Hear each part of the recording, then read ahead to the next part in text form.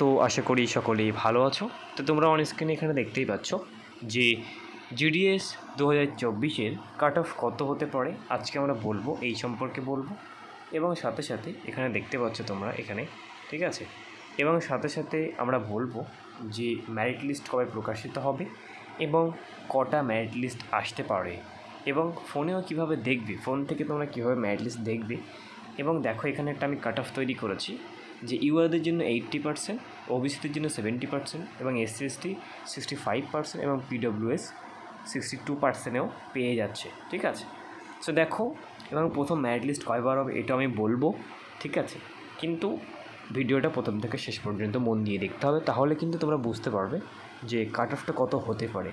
এটা আমরা বলছি একটা এক্সপেক্টেড কাট অফ, ঠিক আছে। সো চলো আমরা ডাইরেক্ট আমাদের ভিডিওতে চলে যাই। তো দেখো বন্ধুরা, আমাদের কিন্তু ফর্ম ফিল আপ ইতিমধ্যেই সবাই কমপ্লিট হয়ে গেছে এবং এখন হয়তো 2-1 দিন তোমাদেরকে কারেকশানের জন্য দিতে পারে। সো যদি কারোর ভুল থাকে কারেকশানটা অবশ্যই করে নাও, কারণ ডকুমেন্টস ভেরিফিকেশনের সময় কিন্তু তোমাদের আটকে যাবে। সো অবশ্যই কারো যদি ভুল থাকে তোমরা এডিট অপশানে গিয়ে এডিট করে নাও, কারণ ডকুমেন্টস ভেরিফিকেশনের সময় যদি কোনো কিছু ভুল থাকে তাহলে কিন্তু অবশ্যই তোমাদের চাকরিটা আটকে যাবে। তাই সবাই ফর্ম ফিল আপটা ঠিকঠাক করবে, যাতে করে ডকুমেন্টস ভেরিফিকেশনের সময় যেন কিছু না আটকায়, ঠিক আছে। তো দেখো এখানে 2023-এর যে এটা হয়েছিল, 2023-এ যে কাট অফটা বার হয়েছিল, ঠিক আছে। এখানে সেই কাট অফটা কিন্তু আমরা দেখাচ্ছি। দেখো এখানে প্রত্যেক স্টেটের কাট অফ এখানে রয়েছে, ঠিক আছে। এবং এসসি এসটি পিডব্লিউএস সব দেওয়া রয়েছে এখানে। তো অন্ধ্রপ্রদেশ, আসাম, বিহার এগুলো আমরা না দেখে আমরা ডাইরেক্ট চলে যাব কিন্তু আমাদের পশ্চিমবাংলায়। সো পশ্চিমবাংলায় যদি আমরা দেখি যে ইউআরদের কাট অফ গেছিলো, দেখো 96%, অর্থাৎ যাদের 96% নাম্বার ছিল তারা কিন্তু ইউআর ক্যাটাগরিতে তার চান্স পেয়েছিল।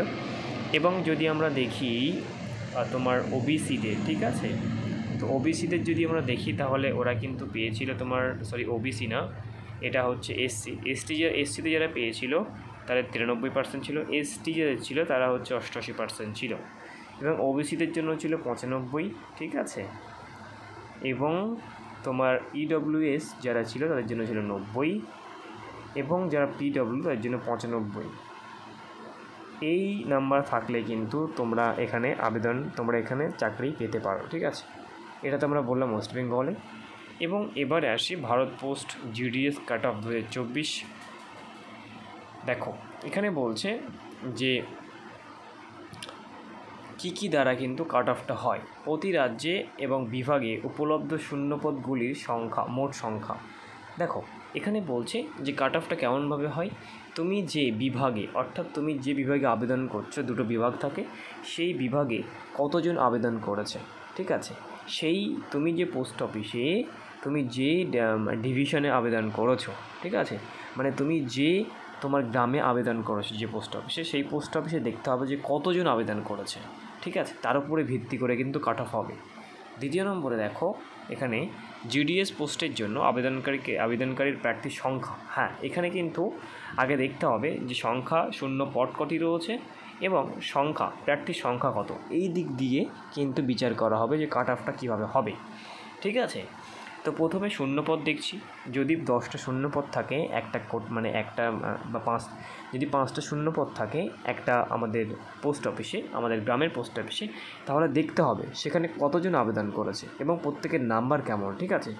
এই যে প্রত্যেকের নাম্বারের ভিত্তিতে যে কতজন আবেদন করেছে এবং 5টা ওখানে পোস্ট রয়েছে, সো এই ক্যান্ডিডেটের ভিত্তিতে এবং নাম্বার ভিত্তিতে কিন্তু এখানে এই মেরিট লিস্ট প্রকাশিত হয়। আর 3 নম্বরে কী দেখো, 3 নম্বরে দেখো general, SC ST, OBC, EW এবং পিডব্লিউ এর মতো বিভিন্ন বিভাগের জন্য সংরক্ষণ নীতি। এরপরে দেখবি যে সবথেকে নাম্বার বেশি কার, সবথেকে বেশি নাম্বার যার, সে যদি জেনারেল হয় তাহলে সে পেয়ে যাচ্ছে, এবং যে জেনারেল তার যদি কম নাম্বার হয় সে কিন্তু কখনোই পাবে না। জেনারেলদের পরে রয়েছে ওবিসি, তারপর রয়েছে তোমার তারপর রয়েছে তোমার ইডব্লিউএস, তারপর এসসি এসটি এবং পিডব্লিউ, ঠিক আছে। সো এরকম করে যাদের কিন্তু সবথেকে কম নাম্বার তারা পিডব্লিউতে পেয়ে যাচ্ছে, এবং এসসি এসটিদেরও কিন্তু রিজার্ভেশন রয়েছে, কম নাম্বাররা পেয়ে যায়। ইডব্লিউএসেরও ভালো রিজার্ভেশন রয়েছে, ওবিসিরও মোটামুটি রিজার্ভেশন রয়েছে, ঠিক আছে।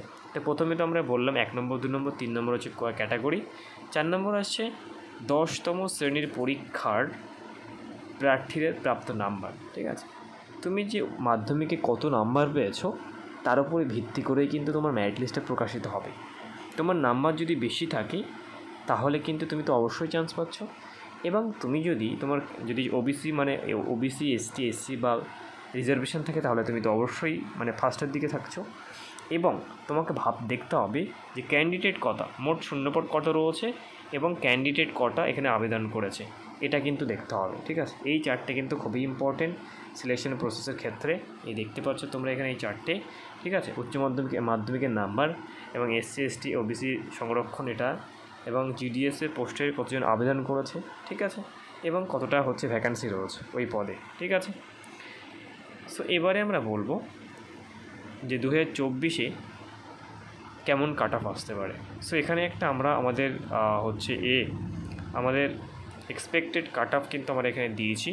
দেখো, প্রথম হচ্ছে ইডব্লিউএসদের, যাদের ইডব্লিউএস রয়েছে তারা কিন্তু 84 থেকে 90-এর মধ্যে নাম্বার থাকলে কিন্তু অবশ্যই চাকরিটা পাবে, একটা আশা করা যাচ্ছে, ঠিক আছে। সো ইডব্লিউএস যারা রয়েছে তারা যদি 84 থেকে 90-এর মধ্যে থাকে তাহলে কিন্তু চাকরি পাওয়ার সম্ভাবনা খুব বেশি। ওবিসি যারা রয়েছে তারা যদি 80 থেকে 88-এর মধ্যে থাকে তারা কিন্তু নাম্বার মানে চান্স পাওয়ার খুবই সম্ভাবনা বেশি, ঠিক আছে। ওবিসি যারা তাদের যদি 80 থেকে 88-এর মধ্যে থাকে তাহলে কিন্তু চান্স পাওয়ার সম্ভাবনা খুব বেশি। এবং 3 নম্বরে দেখো জেনারেলদের কিন্তু 85 থেকে 95-এর মধ্যে থাকতে হবে। 85 থেকে 95-এর মধ্যে থাকলে তাহলে কিন্তু চান্স আছে যে তোমরা চাকরিটা পাবে।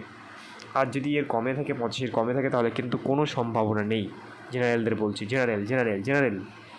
এবং 4 নম্বরে দেখো এসসি এরা কিন্তু 80 থেকে 87-এর মধ্যে নাম্বার থাকলে কিন্তু অবশ্যই তারা চাকরিটা পাবে, আশা করা যায়। এসসি যারা তাদেরকে বলছি। এবং নিচে আরেকটা দেখো, নিচে রয়েছে এসটি যারা, তারা কিন্তু 87 থেকে 85-এর মধ্যে থাকলে কিন্তু অবশ্যই তারা চাকরিটা পাবে, এইটুকু আশা করা যাচ্ছে। তাহলে এসটি যারা তারা 87 থেকে 85-এর মধ্যে থাকলে চাকরিটা পাবে। এসসি তারা হচ্ছে 80 থেকে 87, জেনারেল 85 থেকে 95, ওবিসি 80 থেকে 88, আর ইডব্লিউএস 84 থেকে 90-এর মধ্যে থাকলে কিন্তু অবশ্যই তারা চাকরিটা পাবে, এটা আশা করা যাচ্ছে। এবারে আসছে যারা পিডব্লিউডি, তারা কিন্তু 66 থেকে 78-এর মধ্যে থাকলে নাম্বার, তারা কিন্তু অবশ্যই এখানে চাকরি পাবে, ঠিক আছে। পিডব্লিউদের জন্য বিশাল অনেক রিজার্ভেশন থাকে, এটা তো তোমরা দেখলে। তো আরেকবার তোমরা ভালো করে এটা দেখে নাও, স্ক্রিনশটও মেরে নিতে পারো, ঠিক আছে। এখানে দেখো এই ছোটো করে দিচ্ছি আমি, ঠিক আছে, ভালো করে একবার দেখে নাও এখানে কি। তো ইডব্লিউএস 84 থেকে 90, ওবিসি 80 থেকে 88, জেনারেল 85 থেকে 95, এসসি 80 থেকে 87 এবং এসটি 87 থেকে 77 থেকে 85-এর মধ্যে নাম্বার থাকলে কিন্তু চাকরি পাবে। আর পিডব্লিউ 66 থেকে 78-এর মধ্যে নাম্বার থাকলে চাকরি পাবে। এটা কিন্তু এক্সপেক্টেড কাট অফ, এবং আশা করা যায় এই নাম্বারের ভিত্তিতে কিন্তু মেরিট লিস্ট প্রকাশিত হবে। এবারে আরেকটা তোমাদের ইম্পর্টেন্ট জিনিস দেখাই, দেখো তোমরা। হ্যাঁ, আরেকটা যেটা বলছিলাম যে দেখো এখানে কাট অফ কেমনভাবে যায়। এখানে একটা জিনিস দেখো, কাট অফটা ঠিক আরেকবার আমি ক্লিয়ার করে দিই। সেটা হচ্ছে যে সাধারণত জিডিএস মেরিট লিস্টের কাট অফ কিন্তু 85 থেকে 90-এর মধ্যেই থাকে, এটা কিন্তু মনে রাখতে হবে, 85 থেকে 90-এর মধ্যেই থাকে। এবং তবে বিভিন্ন সার্কেল অনুযায়ী কাট অফ আলাদা আলাদা হতে পারে। দেখো তুমি যে সার্কেলে আবেদন করছো সেই সার্কেলে যদি ক্যান্ডিডেট কম থাকে তাহলে কিন্তু তোমার কাট অফটা খুব কম আসবে এবং অল্প নাম্বারেই তুমি চাকরি পেয়ে যাবে, এটা ভাগ্যের উপর নির্ভর করছে। উদাহরণস্বরূপ যদি কোনো সার্কেলে বেশি পরিমাণে আবেদনপত্র জমা হয় তাহলে কাট অফ কিন্তু 90%-এর কাছাকাছি যেতে পারে। অর্থাৎ যদি একটা সার্কেলে ধরো একটা পোস্ট রয়েছে, সেখানে আবেদন করছে 10 জন, তাহলে কিন্তু কাট অফটা অনেক হাই যাবে, ঠিক আছে। তো দেখো এখানে কিন্তু যেতে পারে।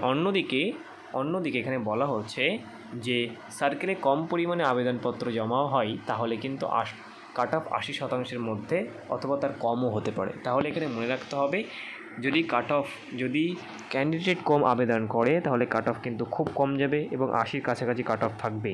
আর যদি ক্যান্ডিডেট বেশি আবেদন করে তাহলে কিন্তু 90-এর কাছাকাছি কাট অফ চলে যাবে, এটা কিন্তু মনে রাখতে হবে। সেটা ভাগ্যের উপরে নির্ভর করছে যে ক্যান্ডিডেট যদি কম থাকে তাহলে কিন্তু তুমি চাকরি পাবে, আর ক্যান্ডিডেট যদি বেশি থাকে তাহলে কিন্তু চাকরির সম্ভাবনা খুবই কম, তখন কিন্তু কাট অফটা অনেক হাই যেতে পারে, ঠিক আছে। এবং দেখো মেরিট লিস্ট এখানে অনেকেই প্রশ্ন যে মেরিট লিস্ট কবে বার হবে, ঠিক আছে। দেখো 2023-এ যেটা হয়েছিল, আবেদন করার ঠিক 20 দিনের ভিতরে কিন্তু প্রথম মেরিট লিস্ট বার হয়েছিল। দেখো, আবেদন প্রক্রিয়া সম্পূর্ণ হওয়ার 20 দিনের ভিতরে কিন্তু মেরিট লিস্ট পাবলিশ করা হয়েছিল 2023-এ, ঠিক আছে, আগের বছরে। আশা করা যায় ঠিক এবছরেও আমাদের কমপ্লিট হওয়ার পরে, সমস্ত কিছু কমপ্লিট হওয়ার পরে, মানে আবেদন শেষ হওয়ার পরে 20 দিনের মধ্যে অথবা 20 থেকে 22 দিনের মধ্যে কিন্তু প্রথম মেরিট লিস্ট প্রকাশিত হবে। সো খুব শীঘ্রই কিন্তু মেরিট লিস্ট প্রকাশিত হবে। তোমরা ওয়েবসাইটে লক্ষ্য রাখবে, তোমরা কিন্তু ওয়েবসাইট থেকেই এটা দেখতে পারবে। সেটা কিভাবে দেখো, আমি শিখিয়ে দিচ্ছি। দেখো, তোমরা লিখে সার্চ করবে ক্রোমে, এসে গুগল ক্রোমে জিডিএস অনলাইন, ঠিক আছে, বা ইন্ডিয়ান পোস্ট অনলাইন লিখে সার্চ করলে কিন্তু তোমরা প্রথমেই একদম লিঙ্ক পেয়ে যাবে। সেখান থেকে এই ওয়েবসাইটে চলে আসবে। ওয়েবসাইটের পরে ঠিক এখানে দেখো বিভিন্ন এখানে নোটিফিকেশান দেওয়া হচ্ছে। এখানে কিন্তু নোটিফিকেশান দেওয়া হবে, ঠিক আছে। তোমরা কিন্তু এখানে ক্লিক করলে ডাইরেক্ট ওটা ডাউনলোড হয়ে যাবে। তোমরা সেখান থেকে তোমাদের নামটা সার্চ করলেই পিডিএফ ফাইলে অথবা রোল নাম্বার দিয়ে সার্চ করলে কিন্তু বেরিয়ে আসবে, ঠিক আছে, তোমাদের নাম আছে কি না। এবং তোমরা এই যে নিচে দেখতে পাচ্ছ এই যে অ্যানেক্সি, ঠিক আছে, এই যে অ্যানেক্সি বা ক্যান্ডিডেট গ্রিভেন্স, এই যে অ্যানেক্সি তোমরা এখানে ক্লিক করেও কিন্তু ডাউনলোড করতে পারো, ঠিক আছে, বা নোটিফিকেশানও দেখতে পারো। এবং আমরা যদি এখান থেকে ওয়েস্ট বেঙ্গল সিলেক্ট করি, ডাইরেক্ট ওয়েস্ট বেঙ্গলে সিলেক্ট করার পরে তোমরা তোমাদের ডিভিশন সিলেক্ট করবে। এখানে যেরকম আমরা আমাদের ধরো বারাসাত, সো আমরা বারাসাত যদি সিলেক্ট করি, ঠিক আছে, বারাসাত সিলেক্ট করতে হবে, ঠিক আছে। এখানে ধরো কলকাতা ইস্ট, বা আমরা একটা সিলেক্ট করছি, দাঁড়াও একটা সিলেক্ট করছি বারাসাত, ঠিক আছে, বারাসাতে সিলেক্ট করছি, এটা আমাদের সাব ডিভিশন।